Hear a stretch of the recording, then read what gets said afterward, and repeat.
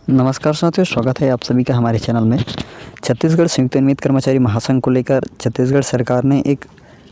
अवरोध लगा दिया गया था कि छत्तीसगढ़ कर्मचारियों की जानकारी उपलब्ध नहीं है तो हमारे पास तो हम कर्मचारी को नियमन कैसे ले सके। तो इस संबंध में छत्तीसगढ़ के समस्त नियमित कर्मचारियों ने सोचा कि यदि सरकार के पास जानकारी नहीं है तो हम सरकार से क्यों सहायता लें, और इस संबंध में यदि हम सरकार का सहारा लेते हैं, आसरा करते हैं तो ये सारे जो समय है वो भी 4 साल आसानी से गुजर जाएगी। तो इस संबंध में छत्तीसगढ़ के संयुक्त नियमित कर्मचारियों के जो पदाधिकारियों ने एक निर्णय लिया कि हम छत्तीसगढ़ सरकार को जो जानकारी है स्वयं उपलब्ध करा देंगे, ताकि छत्तीसगढ़ सरकार के पास ऐसा कोई अवरुद्ध नहीं होगा कि हम कर्मचारी की जानकारी हमारे पास नहीं है। इसी बातों को लेकर आज छत्तीसगढ़ के समस्त नियमित कर्मचारियों के संघ के पदाधिकारियों द्वारा अपनी अपनी विभागवार जानकारी भेज दी गई है, चाहे प्लेसमेंट की जानकारी हो, चाहे दैनिक वेतनभोगी हो, चाहे स्वास्थ्य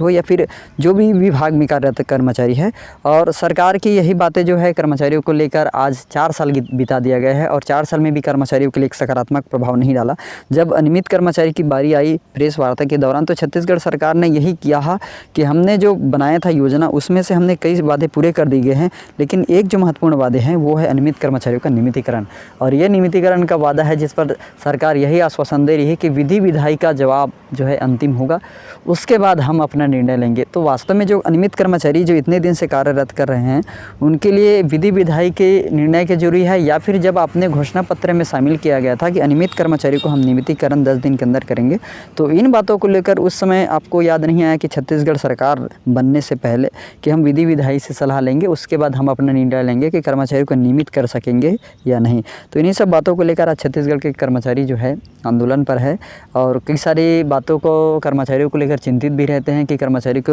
विभागों का नियमितीकरण किन विभागों का होगा और किन विभागों का नियमितीकरण नहीं होगा।